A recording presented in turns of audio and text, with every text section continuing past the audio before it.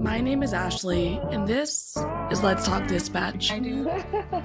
You're gonna do it. Do it really well. And I believe the world needs more dispatchers. Around in the mud, blood, and beer. Years that I'm not working 4th of July. 4th of July. Saying community policing, right? What about community dispatching? So on this show, with the help of my guests, we will educate, empower, and support the heroes behind the headset. Right. Hello, everybody. Welcome back to another episode here on Let's Talk Dispatch with me, Ashley, the raspy dispatcher. Every time I play this intro, I'm literally telling myself, I really need to update that. The hair is much shorter than it was then. So I promise I'll get to that soon. Today, I'm super excited for this episode. We're going to be chatting with a rock star who works with our partners at Prepared, Sondra, with over 30 years of experience in public safety in the public, and then moving into the private sector with Prepared. We're going to talk about their journey and some of the awesome tech and features they got going on at Prepared. Hey, Sondra. Hey, Ashley. How you doing? I'm doing good. How are you? I am well. It's my weekend, air quotes, so that's always a good time for me. Good. But you understand, you've done shift work, you know. Yes, I do. Well, tell us a little bit about yourself and how you got into public safety. I come into public safety in the very early 90s. That's 1990s. I started in EMS. I was familiar with someone who was working in EMS and thought that I would go to EMT school and then got a job when I found myself needing one as an EMT, and then went on to paramedic school and so forth. But did that for about 5 years, got burnt out. I did what a lot of people on the truck do. You know, sometimes you'll work 2 jobs and eat up a lot of your week. Got, like I said, pretty burnt out. Went on into the dispatch center. Definitely felt like went into mission control. Was very competent and felt really good about my role in EMS. So when I walked into the dispatch center, it was very overwhelming for me. I spent probably, go ahead. Sorry. Oh, no. I was just going to say that it's always interesting how you think those two things would intersect more, you know, but they're so different, right?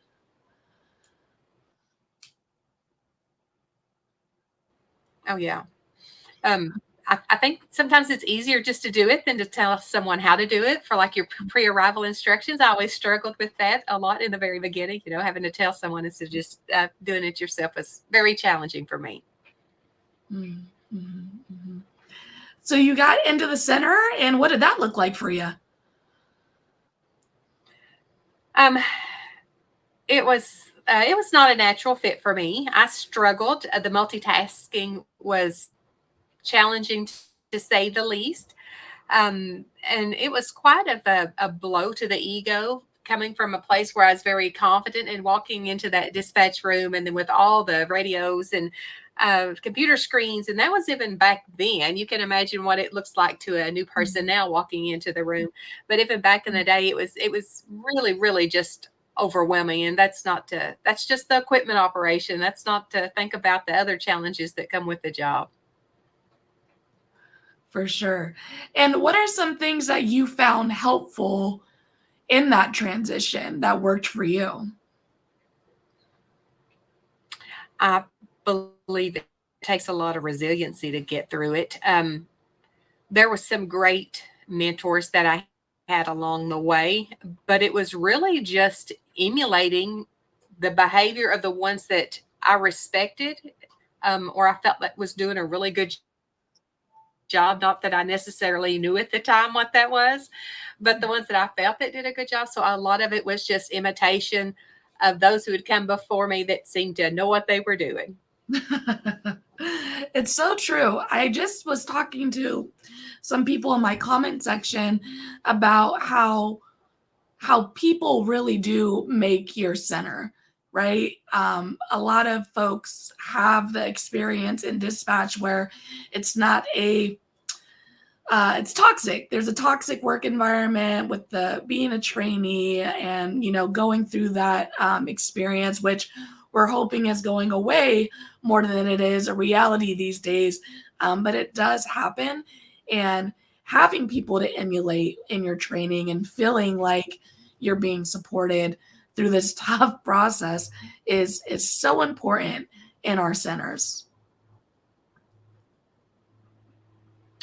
I agree. I find that if I'm teaching a CTO class or even talking to a group of trainers, it can become very frustrating for the trainers, especially right now when the turnover rate is so high and they are like in a 2-year constant training cycle, especially if they're training on the floor. A lot of times they're probably pretty exhausted from training. And sometimes that frustration leads right down to the trainee. A lot of trainees feel like they've been bullied along their journey, to say the least. And I can't say that I felt any different back in the day, but it's interesting to hear their stories. It passes for the most part, I believe. I think sometimes it's just a rite of passage that it has almost become accepted, unfortunately. And when some of this stops, they'll realize we need the help, right? We need the people in the seats so we can all have a vacation day. So why run them off with being difficult at work? Exactly. We all love time off. Let me let me tell you. Yeah. So anyone who's going to come into the center and make me be able to submit a time off request or get my regular days off, I applaud them. I welcome them 1,000%. But one thing you mentioned is the CTOs and the burnout that happens there. And I think for supervisors, this is something to really remember and be aware of, especially in our centers where we're shorthanded, because a lot of times we're like, you train them, you train them, you train them, so we can get folks onto the floor. But those CTOs, man, they get burnt out. Like the job's hard enough, and then teaching someone how to do the job, being liable for their mistakes, 12 hours, 4 or 5 days a week, that's tough.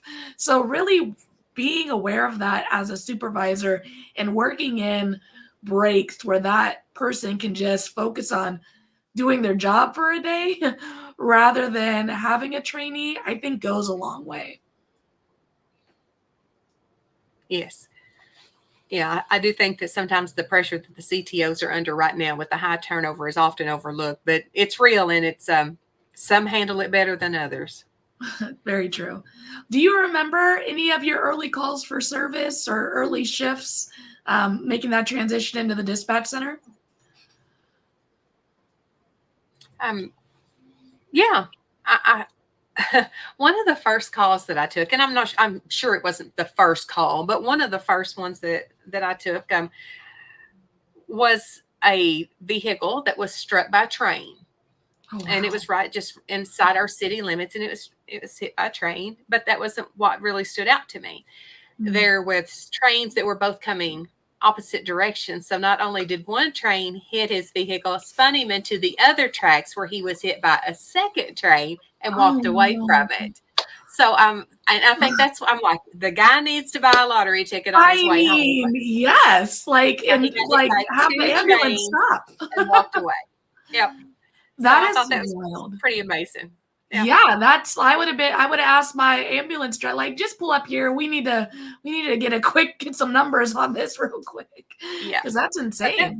that's one of my first ones, because I thought, okay, what, he's been hit by not one but 2 trains that he really had, and like I said, he walked away from it fine. So that kind of stuck with me as one of those early calls. They get darker, those calls that stick with you and so forth. But I would just remember that was one of those in that first 2 or 3 months that just it's one of those crazy calls to me. Yeah, that is great. And it just kind of reminds you, and for folks who aren't in this line of work and aren't hearing crazy stuff come through their telephones every day, is just like how often the thing you think would never happen happens more often than the public is aware of, you Oh know? yeah.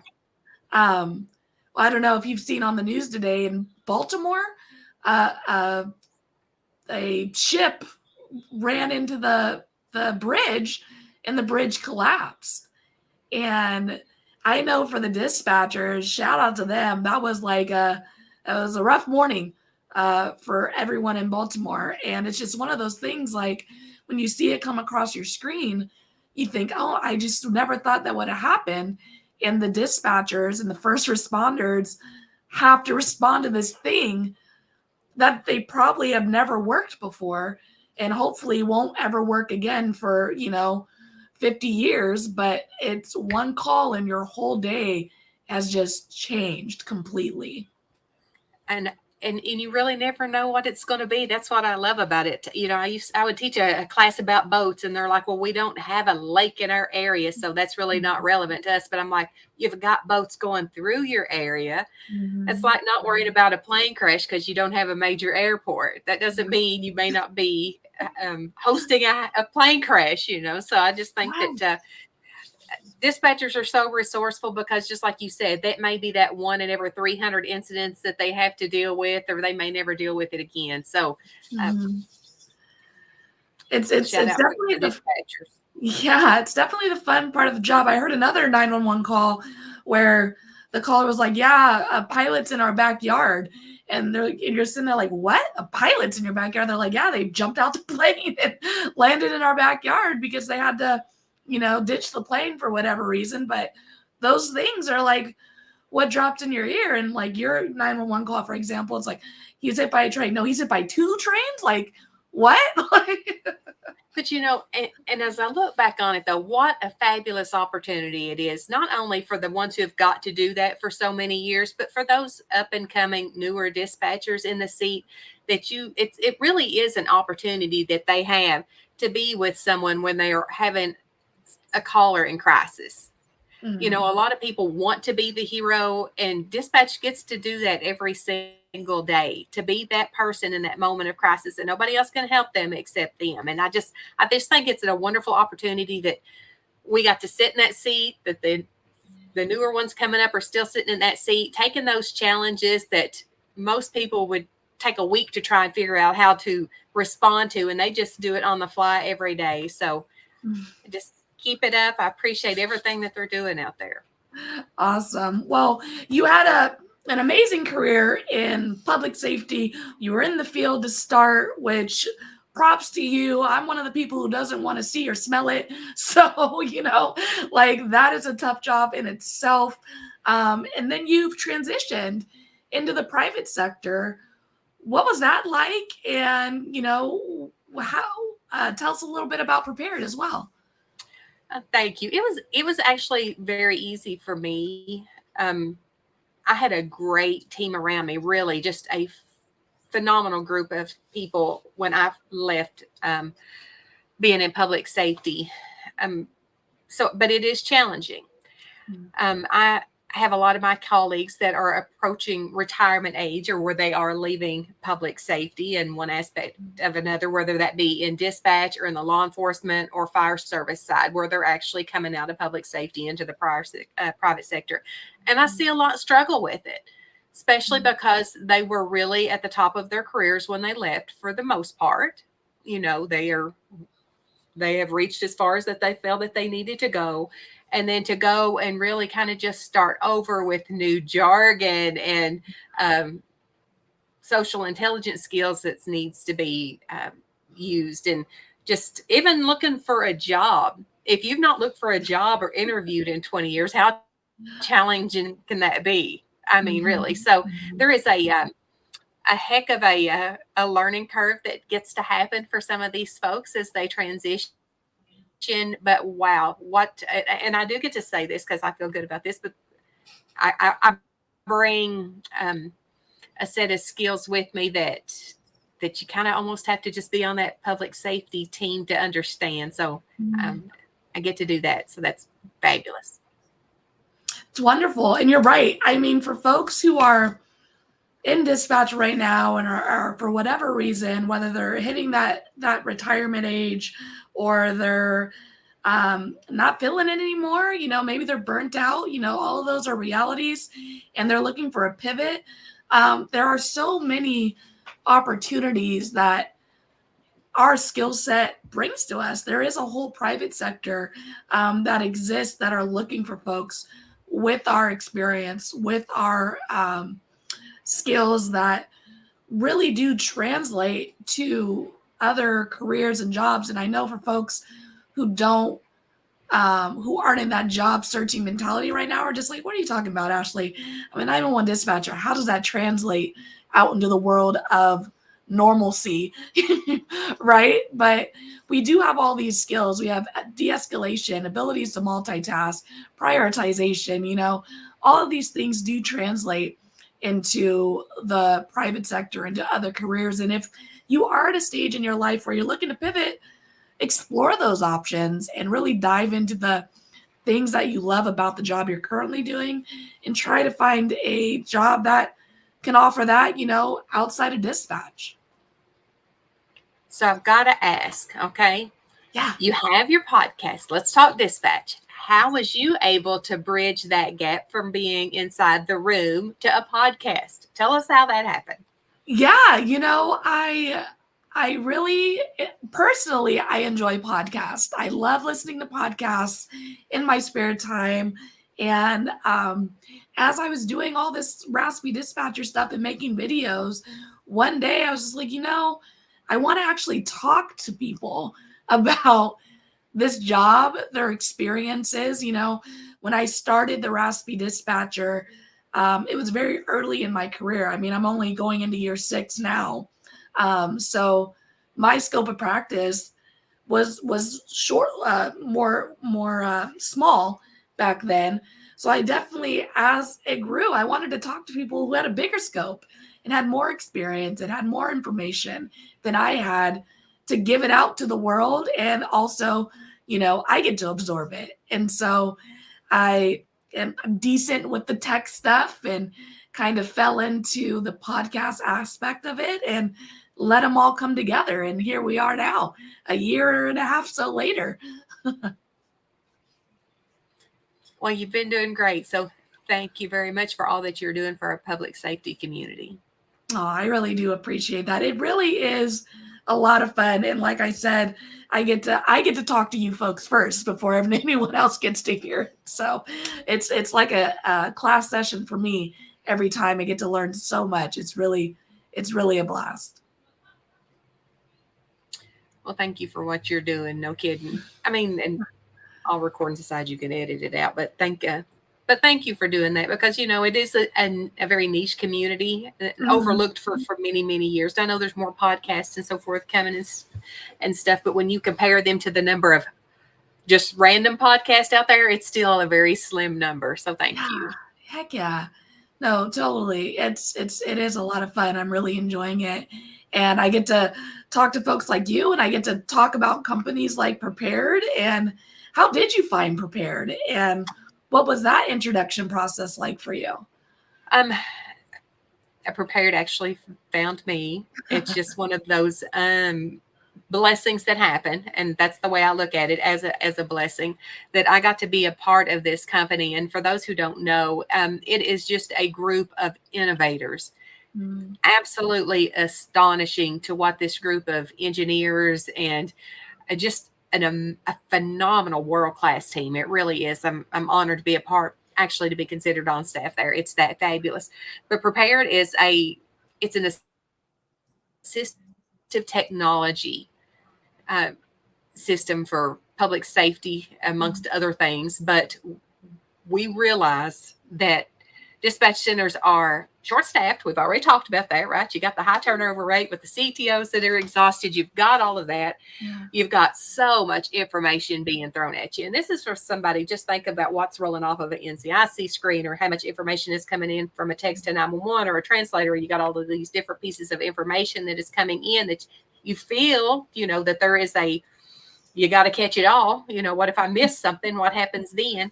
And Prepared is helping public safety do more with less. They know that there's a staffing issue. They know that dispatch has to process so much more information, and we want to be that platform that helps you do that. Now, of course, we're kind of in the forefront when it comes to the live stream capability. That's one of the things that we were known for in the very beginning, but it's so much more than that. It's AI, it's location intelligence. There's just so many pieces in transcription and translation that's on the platform, and it grows in such a way that I think these young people to our industry, like myself, I would probably been a little confined by convention of what I thought things should look like within the dispatch center. And this group is not like that. They are huge thinkers, and they really do try to find the problems that lie within public safety and address those. So fabulous group to work with. I think that if you talk to anybody that we're already in partnership with, they'll tell you that you do not beat our commitment to our clients and our service. I'm just saying, you'll usually get us on vacation for the most part, but that's what a lot of people actually really, they appreciate that we have a lifelong commitment to the communities that we're serving in public safety, and that we're just going to try and make dispatch life better. Yeah, and I think historically sometimes there is a disconnect between these companies that are bringing these services to our centers, because what you want to work doesn't necessarily translate to being able to work in the realities of our job. But all the stuff that I've seen from Prepared, that I've got to witness, the demos I've got to experience, there seems to be that gap is very non-existent. Like, there's definitely a communication between the centers and the folks who are making the software that it translates so well. One of the demos that I saw when I was at Calnina, because we were booth mates essentially, was the suspect description getting pulled out of the translation or the transcription text and being put at the top, and I thought, such a simple thing that for someone who isn't in dispatch might not think is important, but having that description so accessible during a hot call really helps the dispatcher, because I've had instances where I'm working a call, I'm getting multiple descriptions, the officers are responding, I've given it out on the air, it's been a couple minutes, and now they're on scene and they want it again. And it's like, oh, I don't have it anymore. I have to go look in my call to get it. And all of that's time consuming. We don't want the suspect running by them as we're trying to get the description out. So just even that one aspect of that software is so helpful for dispatch. And it's fabulous. Even the transcription piece where these analytics come from, I'm a visual person, that's my learning style. That's how I process things. The fact that you can see transcription of every word that's being said come across the screen. So not only am I hearing it, but I'm able to see it. It's like to be able to pick out noisy words out of a noisy crowd, those type of things that you would normally be trying to be listened to on the side of the highway, those type of things. It's really is fabulous. And to your point where you're talking about the insights and the descriptions and so forth, even the fact that it can determine if there has been violence detected or a weapon detected. If somebody said gun, hammer, whatever the case may be, and it would make an alert to the dispatcher that they have said, something to do with the weapon. It's huge. It does help the dispatchers just process that information just so much quicker. And it does, like you said, it has it right there at their fingertips so that they can access it quicker. And you guys have recently come out with Prepared Assist. And I think the name is amazing, because I think a lot of people, when they hear about like AI and this type of technology coming out into our centers, is that it's replacing, or it is making our dispatchers' ability to do the job less, making us less skilled. Where for me, I believe it's making the job easier. Like you said, you're a visual person. If I don't have to just strain, I can confirm with the visual portion of it, it's making our jobs easier. And that's what I really enjoy about this technology, is that it's an assistive technology. It's not replacing, it's not, doing the job for me. It's making my job easier, because the job's tough enough. Yeah, there is no replacement for a dispatcher. And truthfully, I believe that. I like to compare it. If anyone has been up to the Taco Bell kiosk and tried to order lately, just saying, you're not going to replace a dispatcher with anything strictly AI, but it's there to assist you and just to help you process things, because the calls are not stopping, they're actually increasing. So if our numbers are going down, we've either got to get them up, and even if we do, we're still only going to keep pace with the number of calls that are increasing. So I think that the assistive part is fabulous, of course. Well, what would you say? Because dispatch historically, we don't like change. Change is bad. We don't like that, especially when it comes to our technology. Having new logins and all of this stuff. What would you say to the dispatchers who are listening and going, Ashley, Sondra, I'm not having another tech. I'm not doing another login. I don't want to learn a new system. What would you say to those folks who are hesitant with new tech in the centers? Well, you're natural. It's completely natural. Nobody likes change. Nobody likes tech change, especially. We try to offset some of that. Like if you have Rapid SOS, we can do an integration so you don't have to learn another password, those type of things. So there's some things that we do on our end to try and offset some of the pain of change, because it is painful. Myself included, I may be working with a particular program that's new to me, and it's change, and I compare it to a CAD. Okay. I always say everybody wants a new CAD till they get the new CAD. Then they're having to learn the new CAD and they hate it. And that's because, it's changed. Even if the old one may have not have performed the way they wanted, at least they was used to it. They could function okay on it.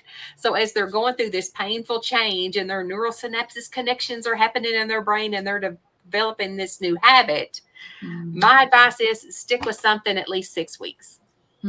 Stick with, make yourself try something continuously, every day for a little while for 6 weeks and see how it works for you. And because that's why so many New Year's, and to get off on a tangent here, but that's why a lot of New Year's resolutions don't work, is simply because they didn't get the time in it before they fell off. If you can go 6 weeks, usually you'll have developed a new habit. So that's what I encourage anyone who is making any kind of change at work, or even if you bought a new phone or whatever, how even just getting the new cell phone for the first week is impossible as you're trying to load everything back on it and so forth. Just give yourself about 6 weeks of good solid use and practice and toying around, and really just go through that period of being uncomfortable until everything clicks, and it will. Awesome. Well, I know there's so many features, so much tech that you folks offer, but what is something that you find exceptionally cool, helpful, exciting that you guys are offering at Prepared? Mine is probably the most boring piece to most people. The live streaming is great because, like I said, I'm a visual person. To be able to see what is actually happening on scene is paramount to me. Yes, you can blur it. You don't have to see anything. But if you think about it from an evidentiary standpoint, how much stuff is being captured that can come back and be used at a later point if it's needed. That information that would always be lost. That's huge. I love the location pieces with the breadcrumb technology. Love all of that piece as well. But I just love a good canned message or even a workflow. Now, I'll tell you about the two. A canned message, it's standard on our starter platform. Most people already have it. You can just send out a pre-typed out text message to anyone you want to. You don't have to type the same thing over 5 or 6 times. You can refer them to websites. You can have them make their anonymous tips just by sending a message out. It's fabulous. Another thing we have is workflows. And that's if, let's say that there is a situation that a supervisor would need to be made aware of, it would notify them. So let's say that you wanted something set up where maybe if the word domestic is used, that it automatically notifies the supervisor. Well, there's some good things we can do there as far as doing some real-time Q&A and those pieces, but to actually, the supervisor can tell, okay, Sarah may have had 6 child-related incidents this week. How good would that be for that supervisor to be able to know Sarah may be having a bad week? There's Yeah. some of those analytical pieces that we're working on that Mhm. really adds to the bigger picture. So I'm excited about a lot of that work. Yeah, I don't think I really ever thought about that, the buildup aspect of that. I think we're all aware of the calls for that day, because we're all there working with each other. But being able to visually see the week, I think that's so valuable for a supervisor, because I think for us who are still, dispatching and whatnot, you're kind of taught and you teach yourself to protect yourself and to keep going. And sometimes we don't even realize when our backpacks are starting to get real full, so having that aspect and that piece that um, tells on us essentially, because we always have a hard time asking for help or acknowledging that we're a little burnt out and we had a rough week of calls. So that's such an awesome component that I didn't even realize until you just explained it to me. So that's so cool. Yep. There's always a bigger piece, and the more right information is power, and the more that you can gather and have those insights and the analytical pieces and stuff, just to paint a bigger picture of what's happening in the center, is just going to make it function or be just more operationally efficient. I guess it'd be Mhm. a sad word, but yeah. No, it's great. And I think, we always talk about, the dispatchers and the folks in the seats um but supervisors get burnt out too, and they need help, and they need tools, and they need systems to make their jobs easier as well. And I think that's a great piece that prepared's not missing, right? That we're not Yeah. overlooking. How can we make the top's job easier to help the bottom as well?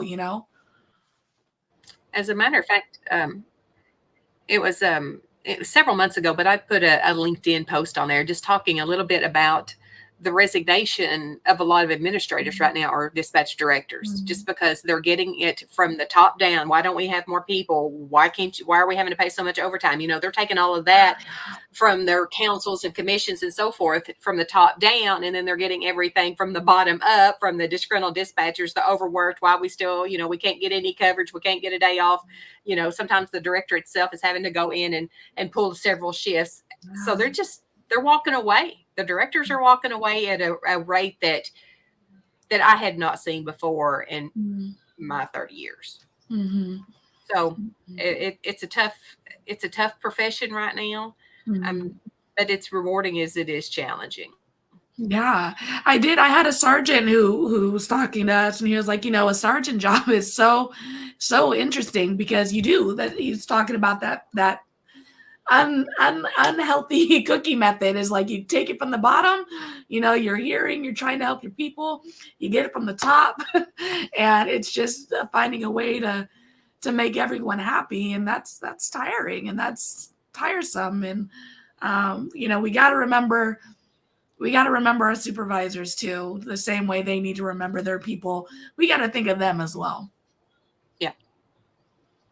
So how do folks find prepared? How do they hook up with you folks to get a demo, to learn more? What does that process look like?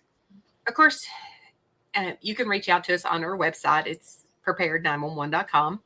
Um, I'm sure that they could reach out to you. You could also share with them if they need to get a hold of us. My name is Sondra Wesley. My title actually here is ECC Education Manager. Um, but we can make sure to get you in touch with any of the regional sales folks, or if anyone is having already a customer is having any issues, has any great ideas, feel free to reach out to any of your customer success managers, and look forward to hearing from everyone. Awesome. Well, of course, we'll be putting out more clips and more information about Prepared as it comes out. We did just do a webinar on AI that you folks can tune into by heading to prepared911.com. There's that webinar. There's a bunch of other webinars. So Prepared's really dedicated to educating and having the conversations around software and topics in 911 as well.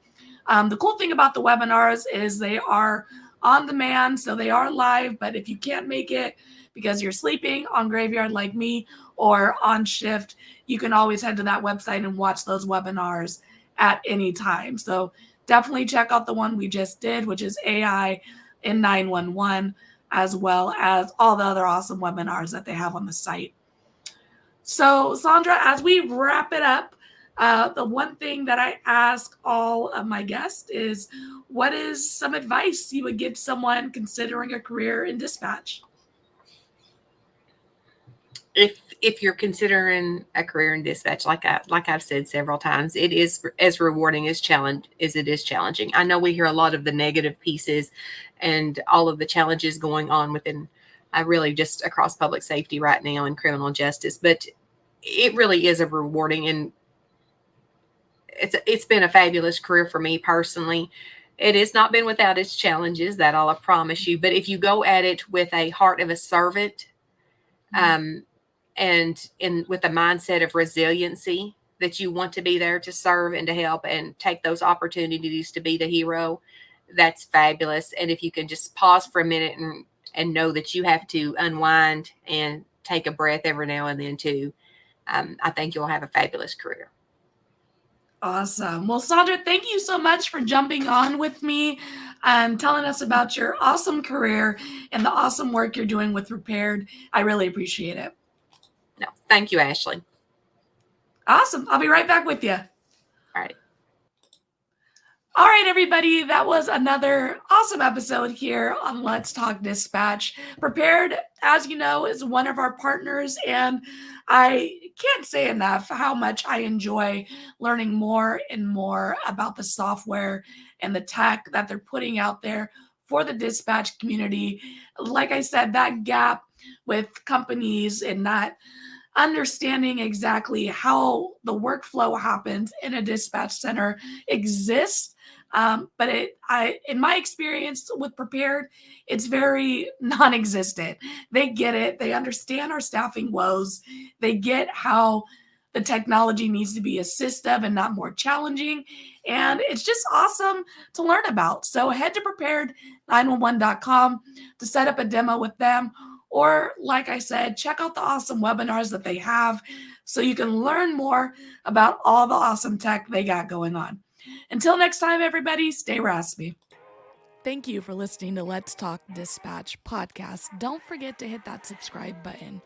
You can find us wherever you listen to podcasts, including Apple Podcasts and Spotify. If you're interested in becoming a guest on the show, or maybe even submitting your own story, you can do all that and more at theraspydispatcher.com. Until next time, stay raspy.